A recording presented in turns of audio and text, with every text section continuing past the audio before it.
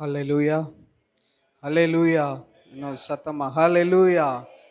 எத்தனை பேர் சந்தோஷமா இருக்கீங்க?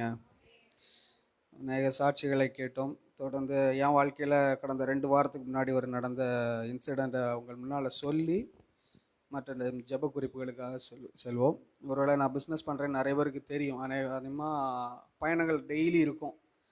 ஒரு நாள் இப்படி தான் அந்த ஃபோர்டு பின்பக்கத்தில் பைக்கில் போயிட்டு இருக்கும்போது கொஞ்சம் மோசமான ரோடு.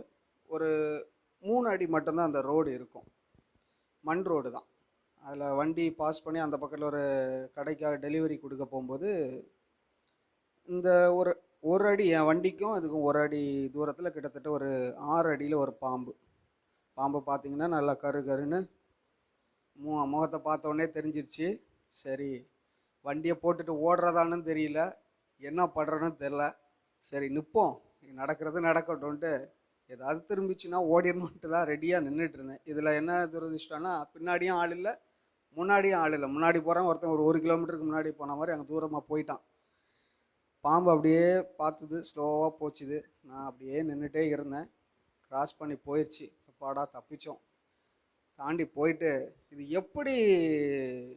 நான் எப்படி நின்னேன்னு எனக்கு தெரியல. ஒன்றில் பயத்தில் விட்டு ஓடணும், இல்லைன்னா வண்டி விட்டு ஏற்றுனோன்னா அவ்வளோதான், அன்னைக்கு நாங்காலி. கடவுள் காப்பாற்றினாரு. நான் தாண்டி அப்படியே போகும்போது எப்படி ஏசப்பா இது நடந்துச்சு. அப்போது ஒரு வண்டி ஓரமாக நின்றுட்டு இருந்துச்சு. அதில் ஒரு வசனம் அழகாக போட்டிருந்தது, ஓசியா 11:8. எப்பிராயுமே, நான் உன்னை எப்படி கைவிடுவேன். அந்த வார்த்தையில் அந்த உன்னை எப்படி கைவிடுவேன், பொதுவாக அந்த வாகனங்களில் அந்த வசனம் மாதிரிலாம் அதிகமாக எழுத மாட்டாங்க. ஆனால் அன்னைக்கு அந்த வார்த்தை என்னை அதிகமாக தொட்டுச்சு.